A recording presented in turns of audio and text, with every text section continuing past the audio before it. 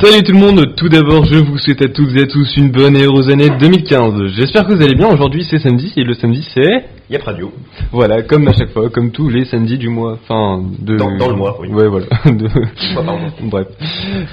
Donc aujourd'hui on est trois, il y a Nathan, Maxence et Louise ne sont pas là, donc il y a moi, Nathan et un invité qui fera peut-être partie de cette junior association dans le futur. Donc je vais le laisser se présenter. Eh bien, salut, je m'appelle Tristan, je suis au lycée des Savarières à Saint-Seb, donc comme Kian. Voilà, ouais, on est dans la même classe. Voilà. Alors je suis petit DJ, alors je fais des mix et de la MAO. Et c'est quoi MAO? Explique-nous. Alors MAO c'est musique assistée par ordinateur, donc tout ce qui va être musique créée, toutes les musiques un peu d'aujourd'hui, quoi, c'est ça. Moi je suis plus dans le domaine de la house. Voilà. Ouais, house techno quoi. Ouais, voilà.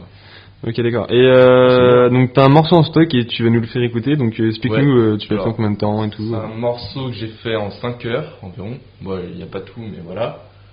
Et du coup je l'ai fait cet été environ je crois.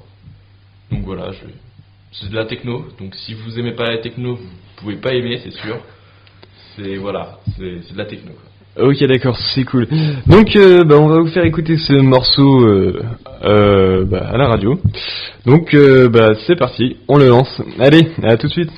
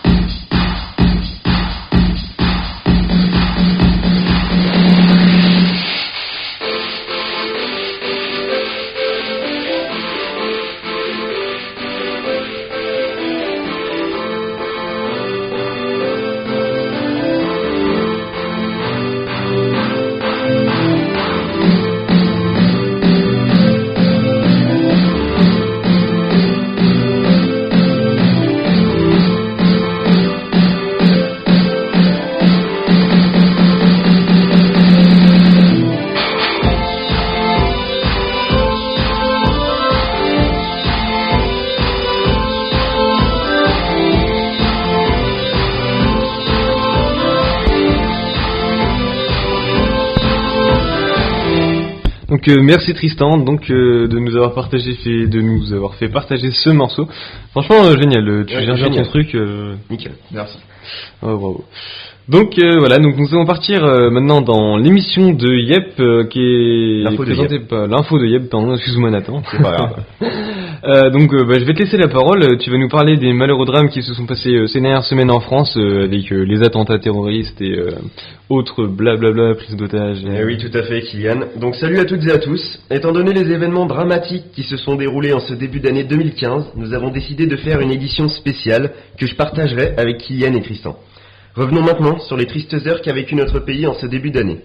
L'info de Yep aux couleurs de Charlie Hebdo, ça commence maintenant.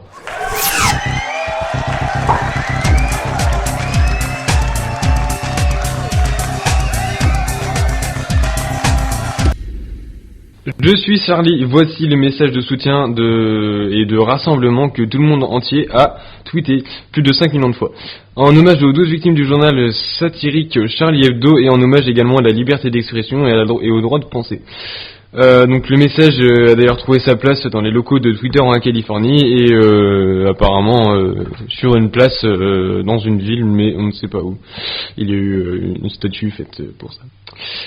Des milliers de personnes en France et dans le monde expriment à travers ce message leur soutien aux tristes événements qui ont marqué l'histoire de notre pays les 7, 8 et 9 janvier 2015. Et nous allons maintenant revenir brièvement sur le déroulement des différents événements, parce que tout a déjà été dit dans les médias, peut-être un peu trop d'ailleurs. Mercredi 7 janvier à 11h30, le siège de Charlie Hebdo a été victime d'une attaque terroriste. Deux frères, Shérif et Saïd Kouachi, armés de Kalachnikov, ont pénétré dans les locaux du journal. Ils ont ouvert le feu, ont blessé 11 personnes et en ont tué 12 autres. Parmi ces personnes, les dessinateurs Cabu, Charb, Tinius et Volinsky. Jeudi 8 janvier, une policière municipale à Montrouge décède sous les balles d'Amedi Koulibaly. On ne savait pas encore si les deux événements étaient liés. Vendredi 9 janvier, Amedi Koulibaly refait surface dans un hypercachère à la porte de Vincennes. Il prend en otage une vingtaine de personnes et en tue 4 autres dès son entrée dans le supermarché. Pendant ce temps, les frères Kouachi sont retranchés dans une imprimerie. Koulibaly avait annoncé que s'il arrivait quoi que ce soit aux frères Kouachi, il n'hésiterait pas à tuer des otages. Vers 17h, les frères Kouachi sortent de l'imprimerie et ouvrent le feu sur le GIGN. Les gendarmes répliquent alors immédiatement et abattent les deux frères. En connaissant la menace de Koulibaly, François Hollande ordonne un assaut simultané dans l'hypercachère. Les policiers du raid y abattent Amédi Koulibaly durant l'assaut. Il n'y a eu aucune victime. Voilà pour le déroulement des événements. Alors l'attentat a fait réagir les médias du monde entier, peut-être un peu trop d'ailleurs, je vais vous donner quelques exemples. Le mercredi 16 janvier sur BFM TV dans la soirée, le procureur de la République a déclaré à l'attention des médias qu'il ne fallait pas montrer le visage des deux terroristes. Sur TF1, à 20h, Gilles Boulot ouvre son journal sur le visage des deux terroristes. Autre exemple toujours sur BFM TV, le vendredi 9 janvier, la chaîne d'information en continu était en contact avec les otages de l'hypercachère retranchés dans une chambre froide au sous-sol du magasin. Parmi eux, un bébé. BFM TV a donc donné la localisation des otages et dans leur bandeau d'information en bas de l'écran. Il s'avère qu'Amédi Koulibaly regardait BFM TV et croyait qu'il n'y avait plus personne au sous-sol. Heureusement, il ne les a pas vus, mais comme l'a dit la femme d'un otage interviewé sur BFM TV, justement, vous auriez pu provoquer un carnage. Ces deux cas ne sont que des exemples de situations, mais il y a bien d'autres. Des images choquantes, par exemple, ont circulé à la télé en France, sur France 2, qui filme de très près les policiers qui offrent la possibilité aux preneurs d'otages de suivre en détail l'avancement du dispositif policier. Bref. Le Conseil supérieur de l'audiovisuel examine d'ailleurs des manquements qu'auraient pu commettre certains médias. On se retrouve tout à l'heure après une petite pause pour continuer l'info de Yep.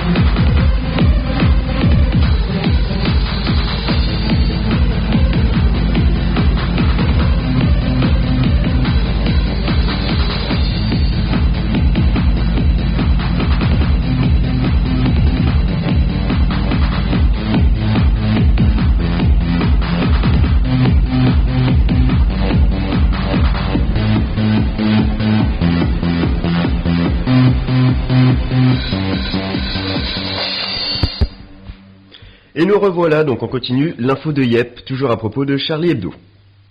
Donc toujours à propos des médias, on peut noter la leçon de journalisme historique qu'a donné le petit journal de Canal+, à la chaîne américaine Fox News.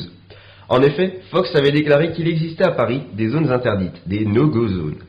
D'après le journaliste de la chaîne, la police et les non-musulmans seraient interdits dans ces zones. Le journaliste avait dit qu'il avait fait l'Inde, l'Afghanistan et l'Irak, et que ça y ressemblait plus ou moins.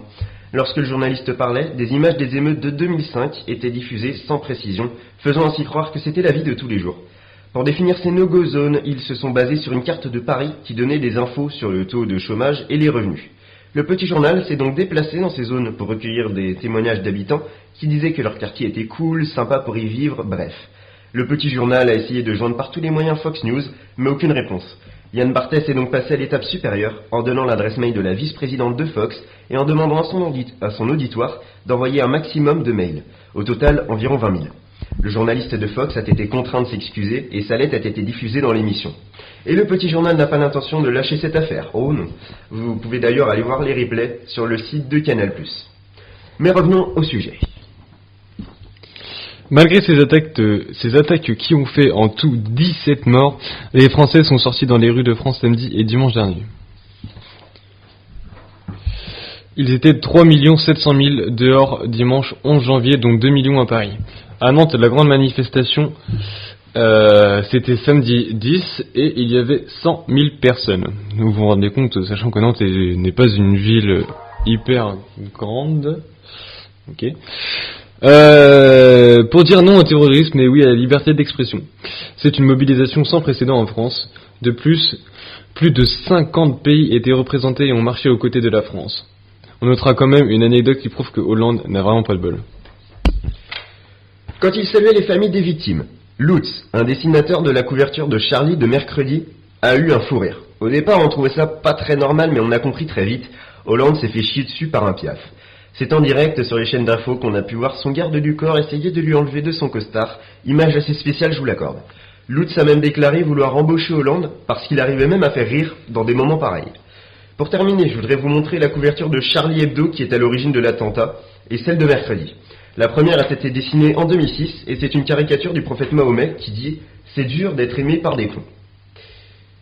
Celle de mercredi qu'on a réussi à se procurer, c'est toujours le prophète Mahomet, une larme au coin de l'œil, qui tient une pancarte « Je suis Charlie ». Au-dessus de cette phrase, tout est pardonné. Alors bien sûr, vous ne pouvez pas les voir, c'est de la radio. On les mettra donc sur la page Facebook de Yep Radio. Et voilà, l'info de Yep c'est fini. On revient le mois prochain avec, je l'espère, une information moins lourde. Et je terminerai en disant que Yep est Charlie. Voilà, c'est vrai que ces attentats, je sais pas si j'aurais passé par la tête, assez con. Je ne sais pas non plus. Je sais pas, qu'est-ce que tu en penses, toi, Tristan? Moi, franchement, je pense que au final, ils en ont vraiment beaucoup trop parlé. Oui, ouais, je suis entièrement d'accord. Même une semaine après, on entendait toujours ça. En même temps, ouais, c'est vrai que ça touche la France, c'est quand même un attentat, c'est comme le 11 septembre, important, mais il faut moins pire, mais tourner la page. Ouais, c'est vrai qu'il faut savoir tourner la page. Voilà donc, merci d'avoir été à l'écoute de cette émission spéciale Charlie Hebdo et on se retrouve dans un mois pour une nouvelle émission, toujours un samedi d'ailleurs, mais voilà. Allez, salut et on se quitte en musique.